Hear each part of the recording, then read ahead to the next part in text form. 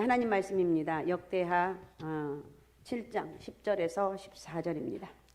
일곱째 달 제23일에 왕이 백성을 그들의 장막으로 돌려보내매 백성이 여호와께서 다윗과 솔로몬과 그의 백성 이스라엘에게 베푸신 은혜로 말미암아 기뻐하며 마음에 즐거워하였더라. 솔로몬이 여호와의 전과 왕국 건축을 마치고 솔로몬의 심증에 여호와의 전과 자기의 궁궐에 그가 이루고자 한 것을 형통하게 이루니라. 밤에 여호와께서 솔로몬에게 나타나사 그에게 이르시되 내가 이미 내 기도를 듣고 이곳을 택하여 내게 제사하는 성전을 삼았으니 혹 내가 하늘을 닫고 비를 내리지 아니하거나 혹 메뚜기들에게 토산을 먹게 하거나 혹 전염병이 내 백성 가운데에 유행하게 할 때에 내 이름으로 일컫는 내 백성이 그들의 악한 길에서 떠나 스스로 낮추고 기도하여 내 얼굴을 찾으며 내가 하늘에서 듣고 그들의 죄를 사하고 그들의 땅을 고칠지라. 아멘. 아멘. 오늘 제목은 기도하여 내 얼굴을 찾으면입니다. 기도하여 내 얼굴을 찾으면. 여러분 어떤 사람이 복된 사람입니까? 한마디로 말해서 하나님과 좋은 관계를 맺는 사람입니다. 하나님과 좋은 관계를 맺으면 반드시 복을 받습니다. 반면에 하나님과 관계가 형성되어 있지 않거나 관계를 맺고도 서먹해진 사람은 복을 받을 수 없다. 따라서 개개인의 신앙에서 하나님과 어떤 관계를 맺는가 하는 게 굉장히 중요합니다. 거기에 따라 개인의 축복과 저주가 좌우된다는 것입니다. 국가의 흥망성쇠도 마찬가지입니다. 그 나라의 백성들이 하나님과 좋은 관계를 맺고 있는지 여부에 따라 구분이 좌우가 됩니다. 여러분 우리 하나님 믿는 것은 엄청난 힘이라니까요. 하나님 믿는 게 엄청나다는 것을 정말 잊어버리면 안 돼요. 원래 인간은 하나님의 형상대로 하나님과 좋은 관계로 창조되었습니다. 그런데 아담 이후에 모든 인간이 범죄함으로 하나님과의 관계가 단절 깨어져 버렸습니다. 성경은 그것을 가리켜 영적인 사망이라고 부릅니다. 육신은 말짱하게 살아있어도 그 영혼은 하나님을 떠나 죽었다는 거예요. 영적인 사망은 나중에 육신의 사망 그리고 지옥의 영원한 사망을 초래한다는 거예요. 예수 안 믿으면 뭐 다른 걸 떠나서 지옥 간다는 거. 우리가 조금만 아파서 괴로워서 견딜 수가 없는데 지옥 가면 얼마나 평생 우리 영혼은 죽지가 않아요. 평생 고통받게 된다는 거. 내가 예수 믿고 천국 가는 게 최고의 축복입니다. 할렐루야. 말하자면 인간의 모든 비극의 원인은 죄고 하나님과의 단절 때문이라는 거예요. 그래서 인생에서 가장 큰 문제는 죄 문제고 그것을 해결하러 오신 분이 바로 예수 그리스도라는 거예요. 그는 의로운 하나님의 아들이지만 인간의 죄를 대신 지고 십자가에 피 흘러 죽었습니다. 즉 대속으로 인간에게 제사함의 은총과 하나님과 관계를 회복하는 축복을 주셨습니다. 그래서 예수 믿는 성도들은 하나님을 아버지로 예수님을 주님으로 부르는 특권을 갖게 된 거예요. 그러나 여기서 우리가 한 가지 명심해야 할 사실이 있는데 예수 그리스도를 믿음으로 하나님의 자녀가 되었지만 실제 삶 속에서 하나님 관계가 멀어지고 비틀어질 수가 있습니다. 그럴 때는 하나님께서 축복하지 않는다는 것. 자, 공식은 아니지만 구원은 믿음으로 받습니다. 그죠? 구원은 예수 그리스도를 믿음으로 받지만 삶의 축복은 하나님 앞에 순종하고 헌신함으로 주어진다는 것. 그래요? 안 그래요? 생각 안 해봐서 모르겠어요. 생각 좀 하고 삽시다. 다른 건 안 해도 내가 어떻게 해서 하나님이 어마어마한 하나님의 축복을 받을 것인가. 구원은 믿음으로 받지만 삶의 축복은 뭐라고요? 하나님 앞에 충성하며 헌신함으로. 지금 특별 새벽기도 기간입니다. 올라오지 못하신 분들은 존말할 때 올라오셔요. 기도하시라는 거예요. 기도해서 남 줍니까? 다 나에게 주시는 것이죠. 하나님은 역사를 친히 이끌어 가신다는 거예요. 우리의 눈에는 하나님께 침묵하는 듯하고 이 세상의 역사가 세상의 정치가들에 의해서 방향을 잃은 것 같지만 분명히 하나님은 역사를 이끌어 가신다는 것. 이 나라의 민족의 역사도 마찬가지. 하나님께서는 중요한 시기마다 개입하시고 믿음의 사람의 기도로 그 역사를 이루어 가신다는 것. 자, 하나님의 약속은 어떤 것인가? 성경은 구약과 신약으로 나뉘어 있는데 구약은 오실 메시아 예수 그리스도에 대한 이야기고 신약은 오신 메시아 예수 그리스도에 대한 증언입니다. 하나님 온 인류를 구원하기 위해서 예수 그리스도를 보내셨습니다. 그리고 이스라엘 백성을 택하시고 그 나라의 역사로 하나님 어떻게 구원하시는지 우리에게 보여주고 있습니다. 이스라엘 역사를 기록한 구약 성경은 사무엘상하, 열왕기상, 열왕기하, 역대하, 역대상, 역대하 6권입니다. 이 성경은 특별히 하나님께서 이스라엘 민족의 역사를 어떻게 이끄시는지를 보여주고 있습니다. 사무엘상, 사무엘하, 열왕기상, 열왕기하는 이스라엘 전체 역사를 다루고 있고, 오늘 우리가 보는 이 역대상, 역대하는 이스라엘 백성이 바벨론 포로로 끌려갔다가 돌아왔을 때 에스라가 기록한 것입니다. 특별히 역대상에는 족보가 나오는데, 자 1장 1절 짧은 글이지만 읽어주시기 바랍니다. 1장 1절. 아담, 셋, 아보스, 아담, 셋, 에노스. 예. 아람부터 시작해서 역대상에는 하나님 택한 이스라엘 백성, 특별히 유다 자손으로 쭉 이어집니다. 역대하는 하나님께서 이스라엘 백성을 회복시키는 회복의 메시지로 마치고 있습니다. 역대상과 역대하의 중심 내용은 하나님께서 두 사람과 맺은 언약입니다. 첫째는 다윗과 맺은 언약인데 그것을 다윗 언약이라고 하죠. 역대상 17장 10절에서 14절에 나와 있는데 하나님께서 다윗과 맺은 언약을 두 가지로 요약하면, 자 14절 한번 읽어주시면, 역대상 17장 14절.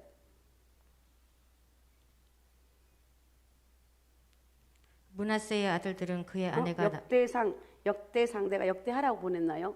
역대상 7장 14절. 역대상 7장 14절. 잘못했네. 내가 이렇게 항상 확인한다는 게 또 이렇게 또 역대상 17장 14절에 보면 내가 영원히 그를 내 집과 내 나라에 세우리니 그의 왕위가 영원히 경고하리라 하셨다 하라. 나 이렇게 실수가 많아요. 주일날 더 실수가 많은 것 같아요.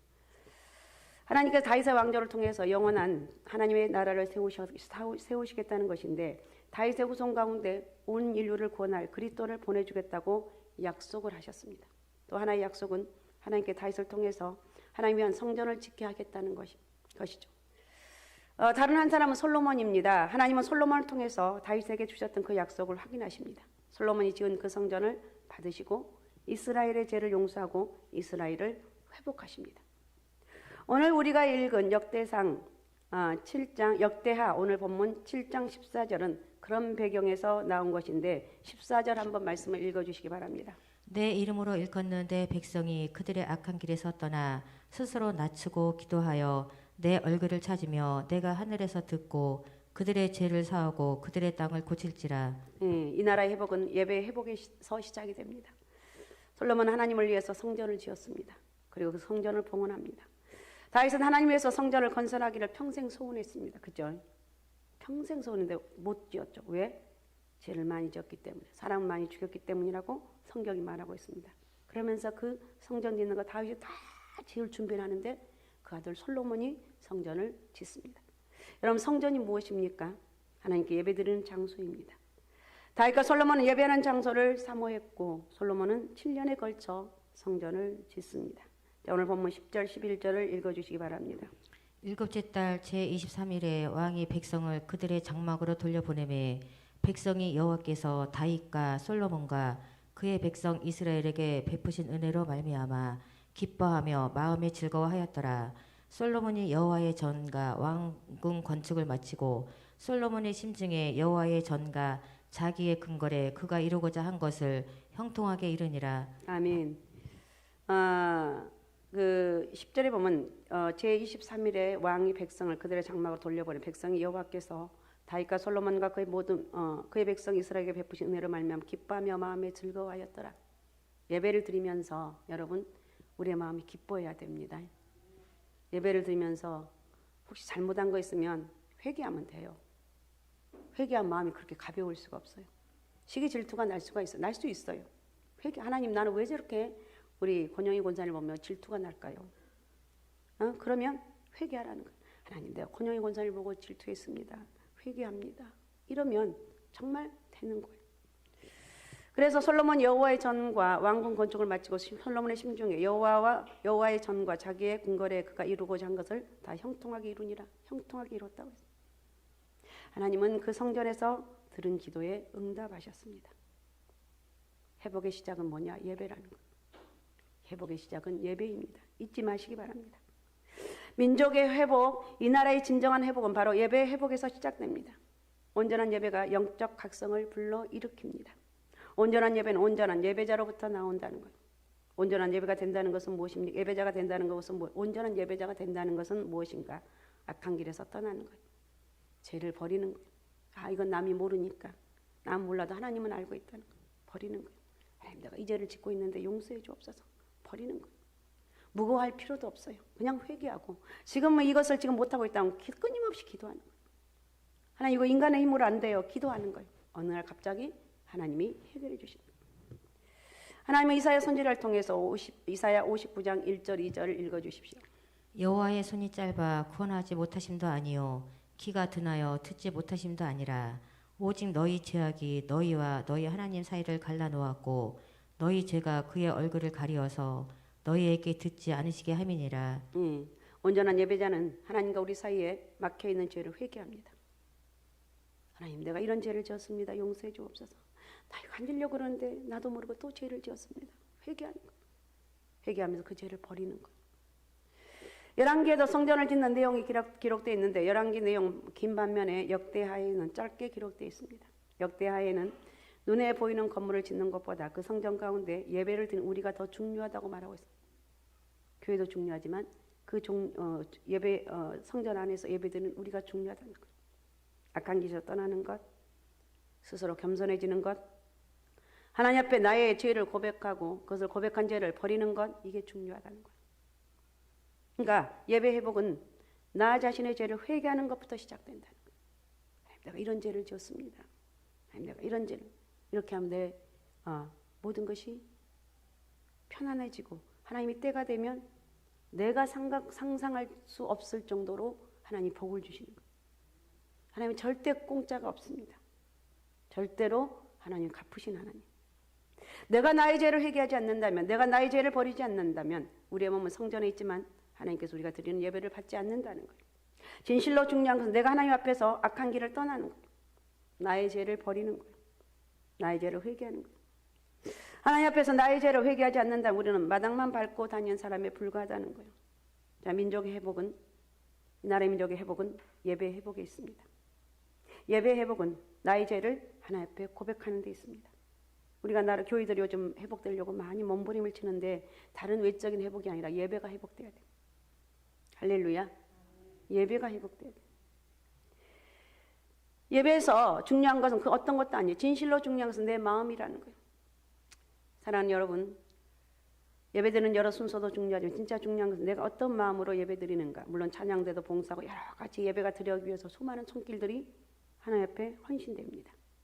그러나 내가 어떤 마음으로 하나님 앞에 나왔는가. 내가 어떻게 이 예배에 임하는가. 분주한 가운데 예배드리면 안 된다는 거예요. 내 몸은 여기 있지만 마음과 생각은 다른 곳에 있으면 안 돼요. 여러분 그렇지 않습니까? 저를 보면 저는 설교를 하면서 딴 생각할 때도 있어요. 딱 여기 강대상에 올라오면 별의별 생각이 다 나와요. 왜 그러는지. 옛날에는 그것 때문에 몸부림을 치는 지금은 사탄아 물러가라. 예배를 방해하는 은수마귀야 물러가라. 그러면 순식간에 사라져. 자, 어떻든 더럽고 추한 죄를 그대로 끌어안고 있지는 않는지. 이스라엘 백성이 포로 생활에서 국으로 돌아왔을 때 국은 이스라엘은 아수르, 바벨론 등의 열강에 의해서 무너져 있었습니다. 포로에서 돌아온 그들은 가장 먼저 무너진 하나님의 성전을 지었습니다.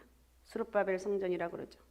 스룹바벨을 중심으로 성전을 짓다가 어려움이 있으면 학개 선지자와 스가랴 선지자를 통해서 성전 재건의 하나님 말씀을 들었습니다. 이스라엘 백성은 민족 회복의 실마리를 하나님의 성전에 짓는 데서 찾았고 하나님의 성전과 함께 예배자로서 그들 자신의 죄를 회개했습니다. 이 나라의 비상구는 어디에 있느냐? 예배에 있다는 것. 이 나라 모든 성도가 주일마다 드리는 예배에서 주여 제가 죄인입니다. 저를 용서하여 주옵소서. 주님, 내가 우리 가정을 보면 나 때문에 그랬습니다. 나를 용서해 주옵소서.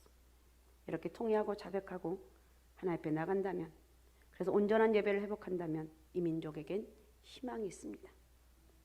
내가 이렇게 기도하고 예배드린다면 우리 가정이 소망이 있습니다. 우리는 절대로 망할래야 망할 수 없는 존재. 왜? 내가 하나님 앞에 예배드리고 기도하기 때문에. 사랑하는 여러분, 여러분이 하나님 앞에 온전한 예배대로 바로 설길 바랍니다. 그런 역사가 있으시기 바랍니다. 바른 예배자로 살아가면서 하나님 앞에 축복의 통로가 되시라는 것. 우리 교회 예배가 다시 한번 하나님 기뻐 받으시는 예배가 되기를 우리 모든 드려진 예배, 우리 교회가 주일날 1, 2, 3, 4부 주일 밤 예배, 새벽 예배, 지금 특세니까 새벽 예배까지 특세 안 해도 새벽 예배 드려지죠. 모든 예배를 통해서 하나님이 임재하신 은혜가 있어요. 하나님 앞에서 온전한 예배자로 서고 우리 교회의 모든 예배를 하나님께서 기쁘게 받으신다면 바로 그 예배에서 오늘 자 14절 한번 다시 한번 읽어주세요. 14절. 내 이름으로 일컫는 내 백성이 그들의 악한 길에서 떠나 스스로 낮추고 기도하여 내 얼굴을 찾으며 내가 하늘에서 듣고 그들의 죄를 사하고 그들의 땅을 고칠지라. 아멘. 하나님이 그의 얼굴을 우리에게 비춰주신다는 거예요. 내 이름으로 일컫는 내 백성이 그들의 악한 길에서 떠나서 스스로 낮추고 기도하여 내 얼굴을 찾으면 낮추라는 거예요. 내가 누군데? 누구예요? 하나님 앞에 우리는 다 죄인이라는 거예요. 날 낮추고 하나님 나는 부족한 죄인입니다. 나는 하나님 은혜로 살아갑니다. 나를 낮추고 기도해서 내 얼굴을 찾으면 내가 하늘에서 듣고 그들을 위해서 사고 그들의 땅을 고쳐주신다고 말하고 있습니다. 우리가 기도하면 하나님이 그의 얼굴을 우리에게 비춰주신다고 말하고 있다는 거예요. 이런 엄청난 하나님 은혜가 있는데 이 하나님의 은혜를 우리는 모른 척하고 받지 않으면 안 된다는 거예요. 내가 아무리 이렇게 얘기한다 할지라도 여러분이 순종 안 하면 아무 소용이 없습니다. 순종해서 하나님의 축복의 통로가 되시길 바랍니다. 그 다음에 여러분 이 기도에 응답하신 하나님에 대해서 우리가 살펴보면 이 나라 이 민족의 회복은 기도의 회복에서 시작이 됩니다. 기도의 회복에서. 그죠? 기도의 회복에서. 오늘 말씀은 그들이 기도하여 내 얼굴을 구하면이라고 말하고 있습니다. 애굽에 고통받는 이스라엘 백성들은 부르짖었습니다. 출애굽기 1장과 2장을 보면 하나님은 그 부르짖는 백성의 기도를 들으셨고 아론과 맺은 언약을 기억하셨다고 합니다. 그리고 모세를 통해서 이스라엘 민족을 구원하는 역사를 시작하셨습니다. 우리의 살 길은 기도다. 믿습니까? 우리의 살 길은 기도다. 하나님은 기도를 통해서 우리에게 역사하시고 이 민족을 구원할 길을 열어놓으셨어요. 아브라함의 가족이었던 하갈이 있습니다. 하갈 알죠? 그녀가 이스마엘 낳고 사라에게 쫓겨나서 이스마엘과 함께 죽게 되었을 때 하갈은 하나님께 울부짖어 기도합니다. 그때 하나님께서는 놀랍게도 하갈의 기도를 들어주셨습니다. 하나님은 아브라함과 사라의 언약을 백성으로 세우시고 택하셨지만 하갈의 기도도 들어주셔서 우물을 보게 하셨습니다. 그 우물을 통해서 이스마엘을 살릴 수가 있었습니다. 기도는 하나님의 놀라운 능력을 체험하는 지름길이라는 것. 기도는 하늘문을 열습니다. 850명의 바알과 아세라 선지자들과 대결한 엘리야는 불로 이 제단을 태워주소서라고 기도했습니다. 하나님께서 갈멜산 엘리야의 기도를 들어주셨습니다. 그리고 그 제단을 받아주셨습니다. 하나님께서는 이스라엘 백성들을 다시 살리는 영적 대각성의 역사를 시작을 합니다. 느헤미야는 왕궁의 술 맡은 관원장으로 편히 지낼 수가 있었지만 그는 높은 관리였고 모든 것을 가진 부러울 것이 없는 사람이었는데 어느 날 예루살렘이 성이 회파되었다. 그들의 자손들은 포로로 끌려가고 굶어 죽는 자들이 있고 열방의 침입으로 그 나라가 황폐하게 됐다는 고국의 소식을 듣게 됩니다. 그때 느헤미야는 하나님께 기도합니다. 하나님 앞에 어떻게 기도합니까? 눈물과 금식으로 기도합니다. 이 나라 경제, 사회, 교육, 문화를 회복시켜 주시고 정결하고 순결하게 만들 수 있는 것은 믿는 자들의 기도라는 것. 엄청나게 지금 제약들이 우리 이 나라도 엄청나게 타락되어 있습니다. 말로 할 수가 없어요. 들리는 소식 얼마나 타락되어 있는지. 그래서 우리는 기도가 이 민족을 회복시킬 수 있는 끈이라는 것. 그건 누가 해야 돼요? 우리가 해야 돼요. 엘리야가 기도한 것처럼 부족했던 하갈이 기도한 것처럼 느헤미야가 기도한 것처럼 고통받았던 애굽에 놓여있던 이스라엘 백성들이 기도해왔던 것처럼 우리는 기도해야 됩니다. 이 시대는 우리의 기도를 요구하고 있습니다. 우리가 기도할 때 하나님께서 응답하십니다. 삼손이라는 사사 여러분 잘 알죠? 삼손 사사기 그런 죄를 많이 지었습니다. 하나님 마음을 아프게 했고 그 민족의 지도자로서 하지 말아야 될 일을 다 했습니다. 그는 나실인으로 구별을 받았지만 나실인이 지켜야 될 모든 것을 어겼습니다. 그러나 그가 마지막 블레셋 사람들 앞에서 그 기둥을 붙잡고 하나님께 기도했을 때 하나님은 그 부족한 삼손의 기도도 들어주셔서 이스라엘 백성을 블레셋으로부터 구원해 주셨습니다. 사랑하는 여러분, 우리는 기도할 때다. 기도할 때다. 이 나라의 여러 부분을 안타까워할 것이 아니라 우리가 나서서 기도해야 됩니다. 내가 하나님께 부르짖지 않으면 누가 우리를 대신해서 하나님께 부르짖겠느냐는 것. 우리가 기도할 때 하나님께 그 얼굴을 이 민족에게 돌이키실 것이고, 우리 기도가 우습게 보이겠지만 내가 나라를 위한 기도한다고 그 나라가 어떻게 되겠나, 이 나라가 무슨 일이 있을 거냐고 생각할 수가 있습니다. 그러나 믿음을 가진 성도들의 기도가 이 나라를 회복시킬 수 있고, 믿음을 가진 성도의 부르짖는 기도가 이 민족을 살릴 수가 있습니다. 그래서 우리는 기도해야 됩니다. 기도해야 되겠죠. 기도가 답이에요. 내일부터 특수 2주차입니다.